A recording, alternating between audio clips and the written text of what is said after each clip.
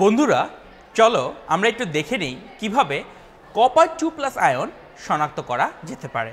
তো শনাক্তকরণটা শুরু করার আগে আমাদের একটু জেনে নেওয়া দরকার কপার 2+ আয়নটা কোথায় পাওয়া যাবে।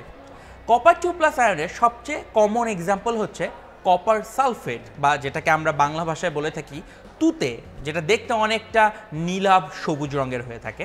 তো এই কপার 2+ আয়নের শনাক্তকরণের জন্য তোমাকে কি করতে হবে? প্রথমত অ্যামোনিয়াম হাইড্রোক্সাইড এই দ্রবণটা তোমাদের ব্যবহার করতে হবে। তো তোমরা ল্যাবে গেলে এরকম অ্যামোনিয়াম হাইড্রোক্সাইড লেবেল করা একটা বোতল দেখতে পারবে।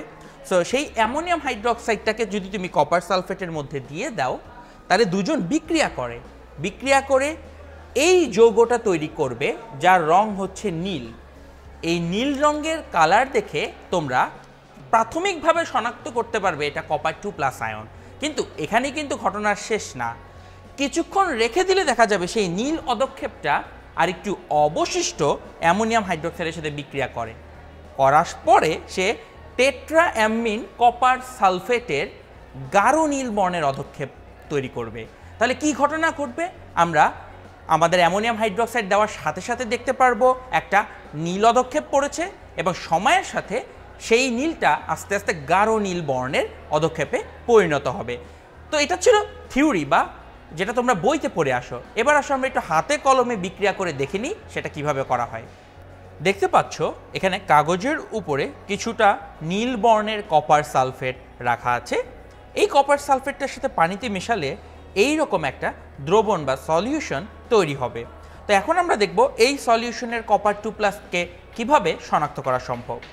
তো প্রথমে তোমাকে একটা ড্রপার নিতে হবে। এই যন্ত্রটাকে বলা হয়ে থাকে ড্রপার। তো ড্রপারের কাজ হচ্ছে যে কোনো বয়ম বা বোতলের মধ্যে যদি কোনো দ্রবণ থাকে, সেই দ্রবণটাকে ড্রপার দিয়ে তুলে আনা সম্ভব। সেটা কিভাবে করতে হয় আসো একটু দেখে নিই। প্রথমত ড্রপারের মধ্যে এই উপরের অংশে তোমাকে চাপ দিয়ে তার বাতাসটা বের করে দিতে হবে। এরপর যে দ্রবণটি তুলতে চাও, যেমন এখানে পানি রাখা আছে, আমি পানিটা তুলতে চাই, তার মধ্যে ড্রপারটাকে ডুবিয়ে দিতে হবে। তারপরে এই উপরের অংশটুকু ছেড়ে দিলেই দেখবে পানি উপরে উঠে চলে এসেছে। মূলত তুমি যতটুকু চাপ দিবে তত বেশি পানি উঠবে। তারপরে পানি আবার ছেড়ে দিতে হলে উপরে উঠিয়ে আনার পরে দেখো এরকম দিতে থাকলে ফোটায় ফোটায় তুমি দেখতে পারবে তরল দ্রবণটি আস্তে আস্তে বের হয়ে যাবে। তো এখন আসো আমরা একটু দেখে নিই কীভাবে অ্যামোনিয়াম হাইড্রোক্সাইড দিয়ে আমরা কপার 2+ শনাক্ত করব। তো প্রথমে অ্যামোনিয়াম হাইড্রোক্সাইডের বোতলটার মুখটা আমরা খুলে একটু দূরে রেখে দিব। বোতলটাকে ধরার সময় একটু তোমার শরীরের সাথে অ্যাঙ্গেল করে একটু আলতোভাবে ধরতে হবে।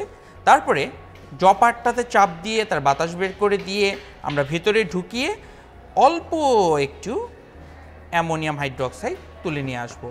তারপর আমরা এখান থেকে একটা কপার সালফেটের দ্রবণ নিব। নেওয়ার পরে আমরা তার মধ্যে এখন ফোটায় ফোটায় মিশাতে থাকব। তোমরা দ্রবণটির কালারের পরিবর্তন লক্ষ্য করো। আমরা এক ফোটায় ফোটায় অ্যামোনিয়াম হাইড্রোক্সাইড ঢালছি এবং তোমরা দেখতে পাচ্ছ কপার সালফেটের কালার পরিবর্তিত হয়ে যাচ্ছে। প্রথমে কালার ছিল কিছুটা হালকা নীল, আস্তে আস্তে মুহূর্তেই সেটা গাঢ় নীলে পরিণত হয়ে গেল। অবশিষ্ট দ্রবণটুকু রেখে দিবে। তো এইভাবে তোমরা শনাক্ত করে ফেললে যেখানে কপার 2+ আয়ন আছে। বাট এই ড্রপারটাকে কি করবে? ড্রপারটাকে সবসময় আরেকবার পানিতে ডুবিয়ে তার ভেতরে পানি ঢুকিয়ে তারপর পানিটাকে ফেলে দিবে। তার মানে হচ্ছে ড্রপারটিকে আমরা পানি দ্বারা ভালোভাবে ধুয়ে মুছে পরিষ্কার করে নিলাম। সো এইভাবে আমরা সুন্দরভাবে একটি কপার 2+ আয়নের শনাক্তকরণ সম্পন্ন করে ফেলতে পারি। কপার 2+ আয়নের শনাক্তকরণের পদ্ধতি কিন্তু শুধুমাত্র অ্যামোনিয়াম হাইড্রোক্সাইডই নয়, বরং তোমার কাছে একটা সেকেন্ড ওয়েও রয়েছে, এবং সেই সেকেন্ড ওয়েটা হচ্ছে পটাশিয়াম ফেরোসায়ানাইড ব্যবহার করে। কপার 2+এর সাথে যদি পটাশিয়াম ফেরোসায়ানাইড এই জটিল যৌগটা দেওয়া হয়ে থাকে, তাহলে তারা বিক্রিয়া করে কিউপ্রিক ফেরোসায়ানাইড নামক একটা যৌগ তৈরি করে, এবং কিউপ্রিক ফেরোসায়ানাইড একটা বাদামি বর্ণের অধক্ষেপ তৈরি করে ফেলবে। তো এখন কিন্তু আমরা এই বিক্রিয়াটিকেও আমরা এখন হাতে কলমে করে দেখার চেষ্টা করব। লক্ষ্য করো এই বোতলে পটাশিয়াম ফেরোসায়ানাইড রাখা আছে, এবং এই টেস্ট টিউবে রয়েছে আমাদের কপার সালফেটের দ্বিতীয় দ্রবণটি। প্রথমত আমরা এই ড্রপারটি ব্যবহার করে আমরা এখান থেকে পটাশিয়াম ফেরোসায়ানাইড কয়েক ফোঁটা তুলে নিব। তো প্রথমে কি করলাম, আমরা বোতলটির মুখটি আস্তে করে খুলে ফেলবো। তারপরে এই ড্রপারটির মাথায় চাপ দিয়ে তার বাতাসটা বের করে নিয়ে ড্রপারটিকে ডুবিয়ে দিয়ে কয়েক ফোঁটা পটাশিয়াম ফেরোসায়ানেট তুলে আনবো। তোমরা দেখতে পাচ্ছ এই দ্রবণের মধ্যে অলরেডি পটাশিয়াম ফেরোসায়ানেট রয়ে গেছে। তো আমরা আবার চেষ্টা করে আরেকটু বেশি পরিমাণে তুলে নিয়ে আসি। এইবার আমরা আমাদের টেস্ট টিউবের মধ্যে আস্তে আস্তে দ্রবণটিকে ঢালতে থাকবো। তোমরা দেখতে পাচ্ছ ইতোমধ্যে কালার তৈরি হওয়া শুরু হয়েছে। আমরা আরও কিছুটা দ্রবণ যদি ঢেলে দিই তোমরা দেখতে পারবে কালারটা আরেকটু ভালোভাবে ফর্ম করবে।